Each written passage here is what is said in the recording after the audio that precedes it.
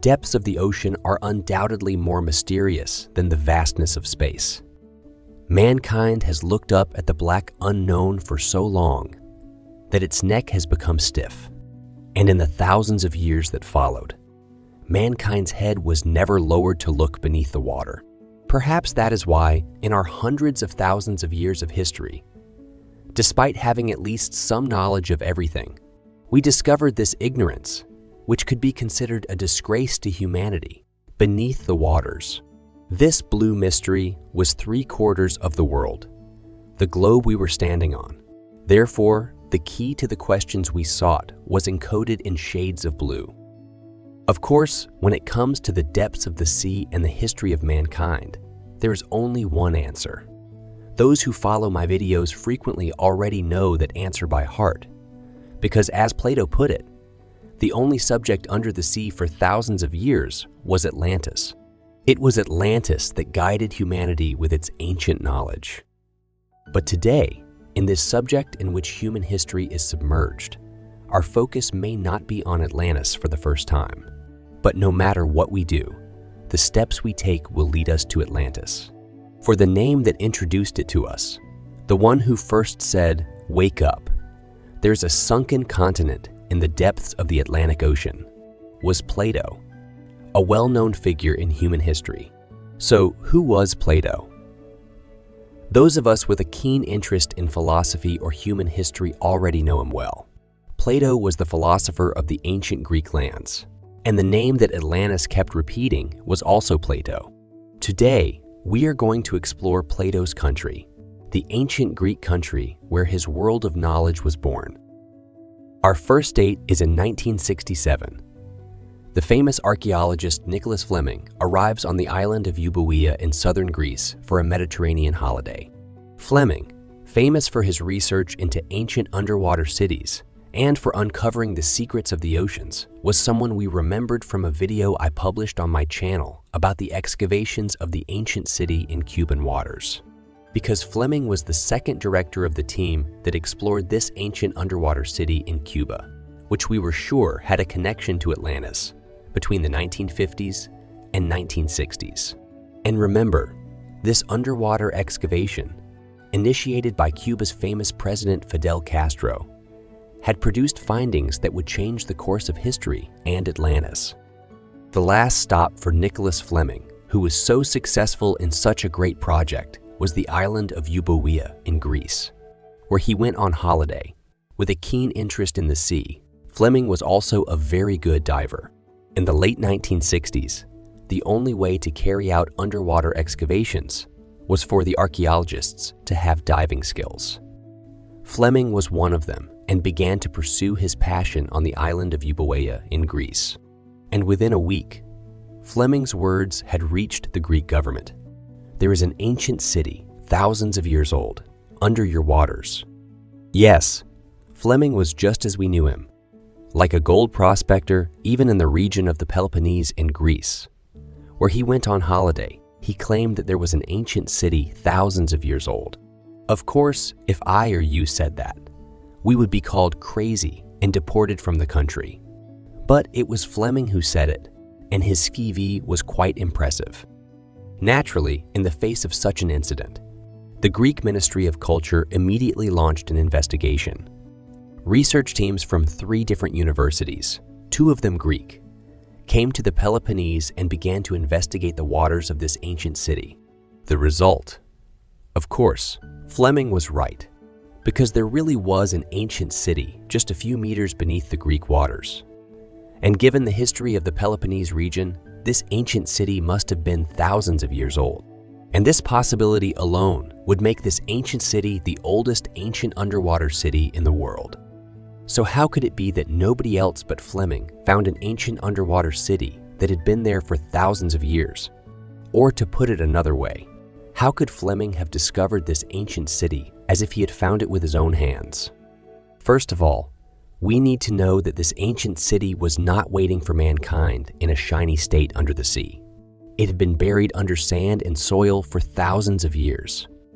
The only visible clues were often the roofs of houses or the faint stones of pathways.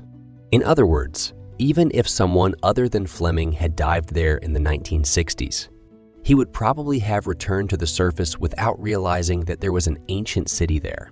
This success was Fleming's alone. Or so we thought, because when the research continued, a truth was discovered in the ancient Greek archives. Yes, Fleming really did find this ancient underwater city, but he was not the first to discover it. In 1904, the famous geologist Phokin Negris had claimed that there was an ancient city called Pavlopetri in the exact Greek waters where Fleming found it. Just like Fleming's discovery, it was in Greek waters and in the Peloponnese region of Greece. However, Negris's misfortune was to find this ancient city in 1904. History buffs will recall that in the early 1900s, the Peloponnese region of mainland Greece was quite a political and geopolitical area. The Ottomans, Italians, and Greeks had practically made the first preparations for the First World War in this region. But the strange thing was that in 1904, Negris had reported the ancient underwater city of Pavlopetri to the Ottoman administration. It seemed that the Ottoman administration did not care much about such an ancient underwater city, thousands of years old. The Italians and Greeks also did not claim ownership of the area. As a result, the history that awaited us there was delayed for another 63 years. So could Fleming have known about Pavlopetri, the oldest underwater city in the world, while the Greek government and Turkish history had forgotten the name of this ancient city? Could Fleming have had a copy of it 63 years earlier? Either way, if we can now refer to this city and mention the name Pavlopetri, we have Fleming to thank. But the fact that a casual archaeologist remembered a city that even governments had forgotten should be the real point of questioning for human history. Let's go back to the thousands of years old history of the sea. To Pavlopetri, the research that began here in 1967 would continue for 12 years. The reason it took so long was the same reason it would end without results, because this ancient city was several meters underwater and had already been buried under the ground. While we had great difficulty in excavating ancient cities on the surface in Göbekli Tepe, Giza, and even in Mayan lands, this city was underwater. It was almost impossible to excavate here, or rather to excavate without damaging the artifacts. If possible, it would take decades. But the first discovery confirmed our initial assessment. In fact, the findings of the first 12 years already revealed the age of the city. Yes, we were facing the oldest ancient underwater city in history. Pavlopetri was exactly 5,500 years old. Yes, this information, which changed the course of human history, was the only result of the research that began in 1967 and ended in 1979. It was impossible to continue because the harsh Mediterranean waters did everything they could to prevent this research from continuing. Greece, the only country with these waters, withdrew its financial support because the research had not been completed. And, as you can imagine, the research ended without results. What were we to do? Sit back and wait for a new research team and a new government to fund this research? Or should we go to the region and uncover the history of mankind under the sea ourselves? I see that some of us are in favor of this suggestion, but let's relax. Because in our place, a research team would go back to the Peloponnese in Greece, to the ancient city of Pavlopetri. But this development began in 2009, exactly 30 years after the last research was stopped in 1979. In the intervening 30 years, neither the Greek governments nor UNESCO had protected this area. Even if we had gone there 15 years ago, we could have easily dived into this 5,500-year-old ancient city. This was the state of Pavlopetri, left to the mercy of mankind, but not the mercy we had imagined. During those 30 years, many treasure hunters and illegal diggers carried out illegal excavations in Pavlopetri. They detonated explosives and chased after valuable objects, practically destroying 5,500 years of history. The only owners of Pavlopetri, the city of the philosophers, were now the thieving treasure hunters. While human history waited silently underwater on such a thin line, mankind was once again on a mission to erase its own history from the world. But fortunately, in 2009, one of the world's most famous universities, the University of Nottingham, took action. They also knew that this site was the oldest ancient underwater city discovered by mankind. Of course, with such an important university coming to Pavlopetri, UNESCO declared the area a protected site, and the Greek Ministry of Culture supported the research with all its financial resources. Moreover, the director of the research was the famous archaeologist John Henderson, whom we knew. Apparently, even human history needed a little publicity. Of course, up to this point in the story, there were dozens of events that could have made us angry and rebellious, but we had to keep our composure.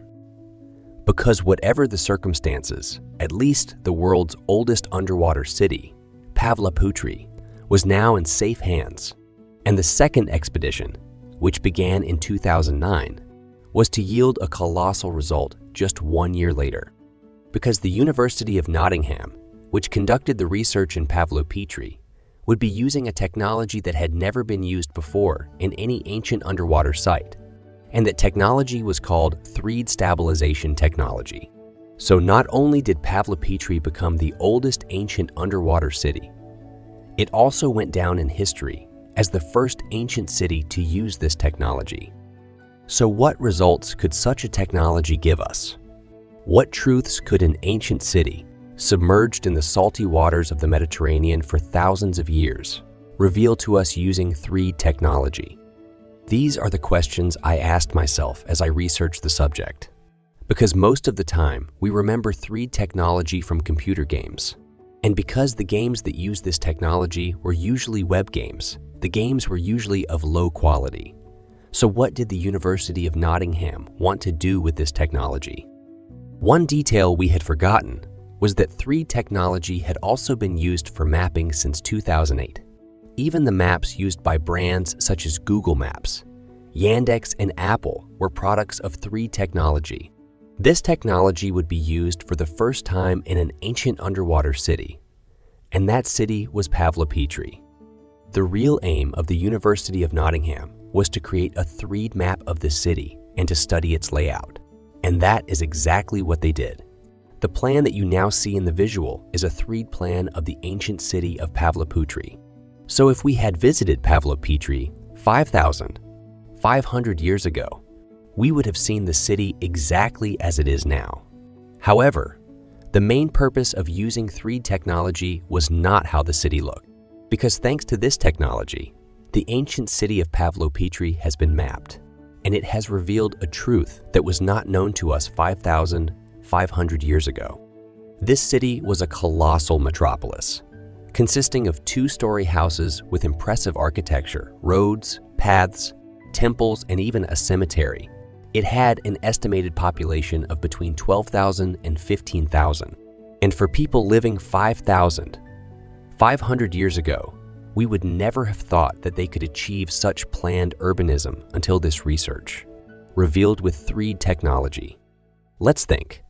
Roads built in a completely planned way always led to temples or educational areas accessible to everyone. This city had a square, and in this square, there were arenas, which we called colosseums, and an example of which was found in Italy. Pavlopetri was an example of such intelligently constructed urbanism that even today, in many countries, including our own, we have not been able to achieve such urbanism in the 21st century. Thus, after so many forgotten truths of science, a new detail had emerged, and that was ancient people, even 5,500 years ago, had the ability to build comfortable and functional cities. This urbanism, which we could not even achieve in our modern cities today, had been built by these ancient people 5,500 years ago. So what had happened to them that such a magnificent metropolis had gone under? Was it the curse of Atlantis, or had the famous historical figure Enki also caused trouble here? All joking aside, what had really happened to Pavlopetri? According to the final report published by the University of Nottingham, Pavlopetri, being a coastal city, was submerged around 1100 BC due to natural selection, such as earthquakes, tsunamis caused by earthquakes, or rising sea levels. This meant that the ancient city of Pavlopetri, founded in 3500 BC, had been home to people for 2400 years. And in ancient times, the lands of ancient Greece, known for touching humanity with their philosophers, had lost those philosophers in this sunken city. One of them may have been Plato. The famous philosopher Plato, whose name we always hear when we try to research Atlantis, seems to have been inspired by a city in all his theories about Atlantis. In fact, in his writings about Atlantis, he is remembered with the example, "As the Mediterranean swallowed Marsyas, so the ocean swallowed Atlantis." Yes, I repeat, as the Mediterranean swallowed. So what had the Mediterranean, called Marsyas in ancient Greek, swallowed? What was Plato trying to tell us with this example? Could Pavlopetri, discovered by Negris in 1904, found a second time by Fleming in 1967 and excavated by the University of Nottingham, be the sunken city swallowed by the Mediterranean as described by Plato? Could we have found the city that adorned Plato's writings and was the subject of his examples? Although the discovery of Pavlopetri is a significant find for human history, it raised a new question that had to be asked. It was the birthplace of Plato, one of the most prominent philosophers on the Greek mainland. Could Pavlopetri have been the first inspiration for Plato's curiosity about Atlantis? Could we have found the first clue to all the stories told about Atlantis, almost all of which were created by Plato? Could Pavlopetri, the oldest ancient underwater city ever discovered by mankind, be our beacon to Atlantis? To find answers to all these questions, we had no choice but to wait for the new results of the research begun by the University of Nottingham in 2009 and continuing to this day. If this is not the sunken city swallowed by the Mediterranean as described by Plato, it means that there is another ancient city waiting for us in the cool waters of the Mediterranean. But if the city Plato mentioned, the one swallowed by the Mediterranean, is Pavlopetri, then our next step should undoubtedly be Atlantis. I don't know what you think, but I know very well that this ancient city, which has not received the response I expected from the scientific world, holds the answers to many of the questions we seek. It is perhaps for this reason that John Henderson, the director of the research carried out by the University of Nottingham, and the famous archaeologist, described Pavlopetri with these words.